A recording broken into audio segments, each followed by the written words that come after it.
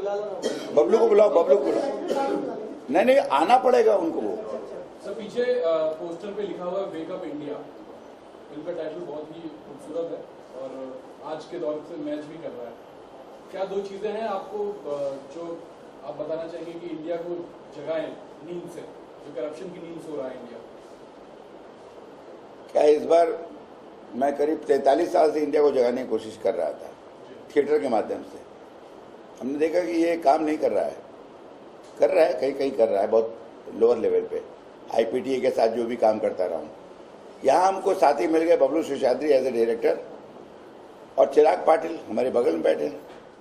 The team you know, सबका नाम लेने की जरूरत नहीं है। तो वेकअप इंडिया की जरूरत है, लेकिन हम जो कलाकार लोग हैं, हम एक मैसेज दे सकते हैं। हम पॉलिटिशियन एक्चुअली नहीं हैं जो हम सब कुछ बदल के रख सकते हैं। हाँ, जनता जो है ना, अगर कटिबद्ध हो जाए तो बदला जा सकता है, जैसे कि आज़ादी की लड़ाई में हुआ है। अब वैसी एक आंदोलन की जरूरत है। कोई गलत नहीं है, कोई सही नहीं है। तो वेकअप इंडिया यही है कि जनता को जगाने की जरूरत है।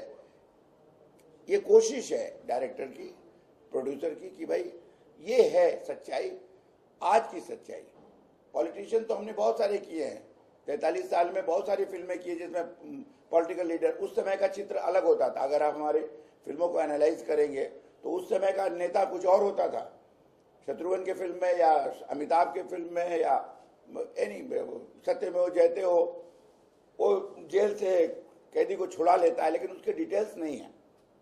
आज फिल्मों में डिटेल्स आ रहे हैं एंड ऑडियंस एक्सेप्ट कर रही है उसको। जो भी कोशिश किया है इन्होंने, इसको सराहनीय है मेरी नजर में। अब आपकी नजर में है कि नहीं, ऑडियंस की नजर में है कि नहीं, वो आप बताएंगे। इन्होंने जो कोशिश की है, नहीं तो मैं इप्टा का आदमी हो के बबलू शेषाद्री का हाथ नहीं पकड़ता, एमएस सत्यू का हाथ छोड़ करके। एमएस सत्यू है हमारे सर पे, इप्टा है, रमेश तलवार है, ए के हंगल है, सब कुछ हम लोग आबादी तो उठाए। Everybody knows what IPTA is to do. लेकिन अभी सिर्फ इप्टा का काम नहीं है। इप्टा जननाट्य संग्रह है और ये भी जनता की आवाज है एक तरह से, मेरी नजर में। बबलू की नजर में क्या है वो आपको बताएंगे, चिराग की नजर में, क्योंकि ये जनता है, प्रोटैगोनिस्ट ये है, ये और सही तमनकर जो कर रही हैं, जिन्होंने एक स्टेप उठाया। आज के जमाने में कौन सा स्टेप लें कि इस इंडिया को जगाया जा सके जो इंडिया सो रही है। अब फिल्म में मालूम पड़ेगा कि वेदर इंडिया सो रही है सचमुच में या इंडिया को सुलाया जा रहा है। Whether this leader is not alert or he is alert, or what is the matter that is being revealed, that I should not reveal, that Bablu and Mr. Distributor Shakil Bhai और producer Sudhir, they will reveal you. पर मेरा फर्ज ये है कि इतना विश्वास मैं दिला सकता हूं कि कुछ सोच समझ के ये रोल लिया है। चाहे वो फिल्म छोटी हो बड़ी हो, लेकिन उसमें कुछ बात है तभी मैं करूंगा। सर असली किरदार से कहीं ना कहीं इंस्पायर्ड है आपका किरदार? असली किरदार से नहीं, असली किरदार तो ये है कि एक सच्चा नेता कैसा होगा, एक व्यभिचारी नेता कैसा होगा, एक करप्ट नेता कैसा होगा। क्योंकि लास्ट में बबलू जी ने और राइटर ने ये मैसेज दिया है कि जितनी पार्टी होगी उतना ही करप्शन बढ़ेगा,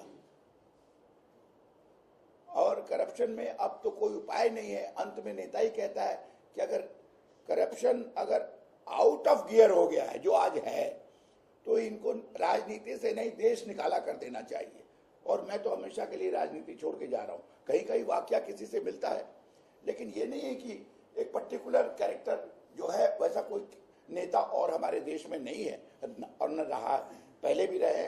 जैसे गुलजारीलाल नंदा, ए.के. गुजराल, लाल बहादुर शास्त्री, ऐसे रहे हैं, उसी तरह का एक नेता।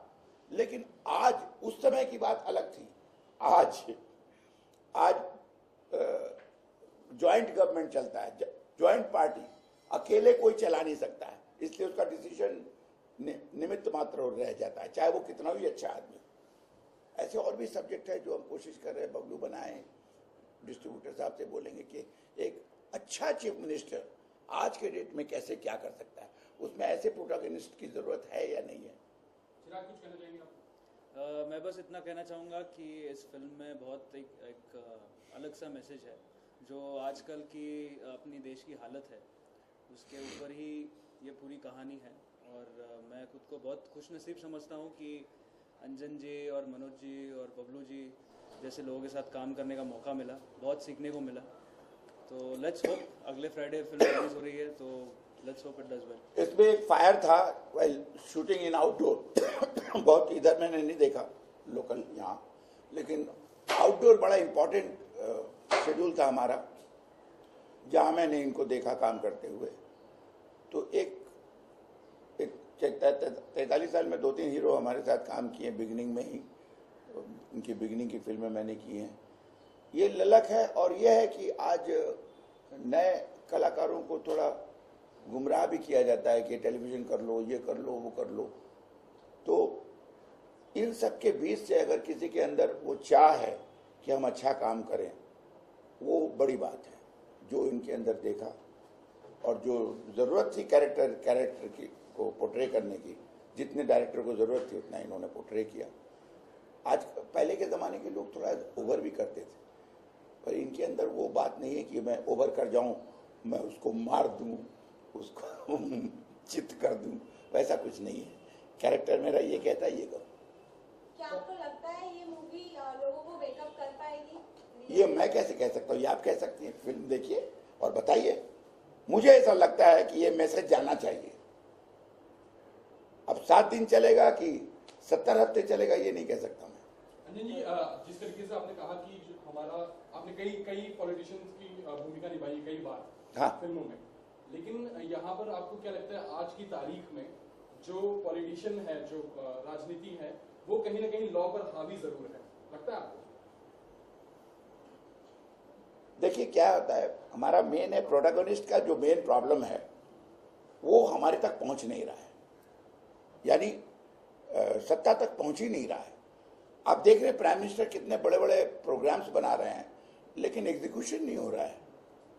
फार्मर्स फिर भी सुसाइड कर रहे हैं, सड़कें फिर भी नहीं बन रही हैं, पानी की फिर भी कमी है। क्यों? कितने साल हो गए बताइए। ये तो सोचने की बात है, खाली इसको एंजॉय करने की बात नहीं। बड़ा गंभीर मुद्दा है कि आज भी वहीं के वही हैं, प्रेमचंद का गोदान वही है, होरी वहीं पर पड़ा हुआ है। तो आप जो कह रहे थे, क्या प्रश्न था आपका? मेरा प्रश्न ये है कि जो पॉलिटिकल राजनीति